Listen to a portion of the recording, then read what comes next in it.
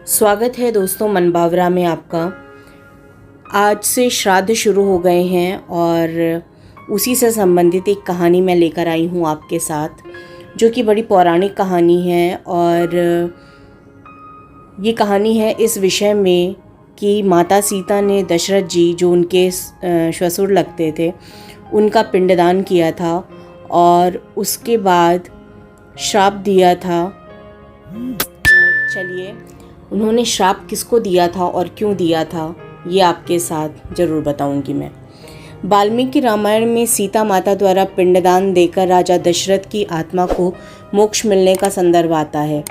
वनवास के दौरान भगवान राम, लक्ष्मण और माता सीता पितृपक्ष के वक्त श्राद्ध करने के लिए गया धाम पहुँचे। वहाँ ब्राह्मण द्वारा बताए श्राद्ध कर्म के लिए आवश्यक सामग्री जुटाने हेतु श्री राम और लक्ष्मण नगर की ओर चल दिए।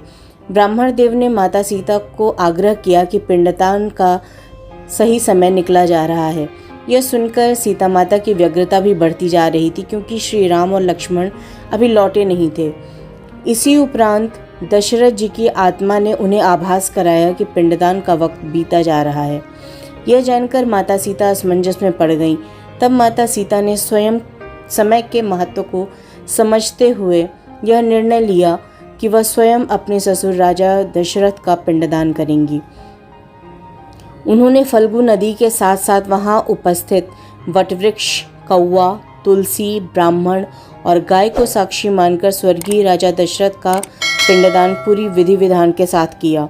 इस क्रिया के उपरांत जैसे ही उन्होंने हाथ जोड़कर प्रार्थना की, तो राजा दशरथ ने माता सीता का पिंडदान स्वीकार किया।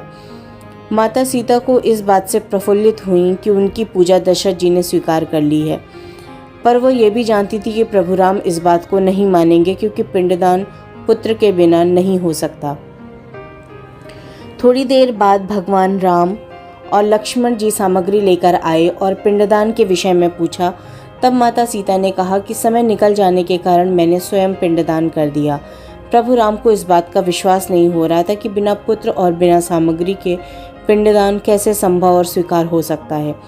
तब सीता जी ने कहा कि वहां उपस्थित फल्गु नदी, तुलसी, कौवा, गाय, वटवृक्ष और ब्राह्मण उनके द्वारा किए गए श्राद्ध कर्म की गवाही दे सकते हैं।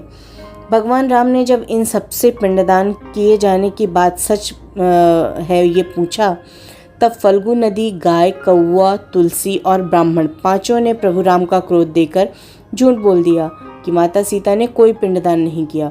सिर्फ वटवृक्ष ने सत्य कहा कि माता सीता ने सबको साक्षी रखकर पूरी विधि विधान पूर्वक राजा दशरथ का पिंडदान किया। पांचों साक्षी द्वारा झूठ बोलने पर माता सीता ने क्रोधित होकर उन्हें आजीवन श्राप दिया। फल्गु नदी को श्राप दिया कि वो सिर्फ नाम की नदी रहेगी, उसमें पानी नहीं रहेगा। और ये प्रत्यक्ष है, आज भी बिहार के गया में आपको फल्गु नदी कुछ दूर तक आप खोदेंगे तभी मिलेगी। इसी कारण फल्गु नदी आज भी गया में सूखी है।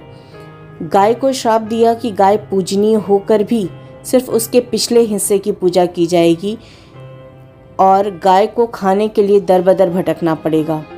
आज भी हिंदू धर्म में गाय के सिर्फ पिछले हिस्से की ही पूजा की जाती है। माता सीता ने ब्राह्मण को भी कभी संतुष्ट न होने और कितना भी मिले उसकी दरिद्रता हमेशा बनी रहेगी का श्राप दिया।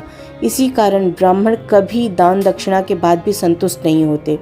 सीता जी ने तुलसी जी को श्राप दिया कि वह कभी भी गया की मिट्टी में नहीं उगेंगी, और यह आज तक सत्य है कि गया की मिट्टी में तुलसी नहीं फलती। और कौवे को हमेशा लड़ झगड़ कर खाने का श्राप दिया, अतः कौवा आज भी खाना अकेले नहीं खाता। सीता माता द्वारा दिए गए इन श्रापों का प्रभाव आज भी इन पांचों में देखा जा सकता है। जहां इन पांचों को श्राप मिला, वहीं सच बोलने पर माता सीता ने वटवृक्ष को आशीर्वाद दिया कि उसे लंबी आयु प्राप्त होगी और वह दूसरों को छाया प्रदान करेगा, और पतिव्रता स्त्री उसका स्मरण करने से पति की दीर्घायु की कामना करेगी। तो ये एक कहानी थी। ऐसा माना जाता है हिंदू धर्म में दोस्तों कि ये कहानी सत्य है।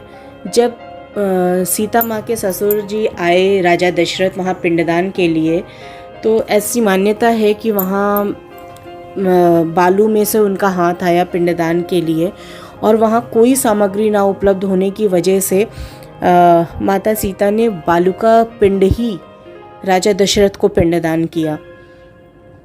और जिन लोगों को साक्षी मानकर, साक्ष्य बनाकर उन्होंने पिंडदान किया था, उन्होंने झूठ बोल लिया। तो ये आप सतत आज भी देख सकते हैं कि ये जो 5 चीज़ें श्रापित हैं वो आज भी श्रापित हैं, और वट वृक्ष आज भी पूजनीय है। तो चलिए, ये कहानी थी। इससे आप क्या सीखते हैं या क्या नहीं सीखते हैं, ये आपका अपना व्यक्तिगत मामला है, लेकिन ये बड़ी दिलचस्प कहानी है, बड़ी रोचक कथा है, इसलिए आप लोगों से शेयर करने से रुक नहीं पाई। और आप पर हमेशा आपके पितरों का आशीर्वाद बरसे और हमेशा आप उनके आशीर्वाद से सराबोर रहें।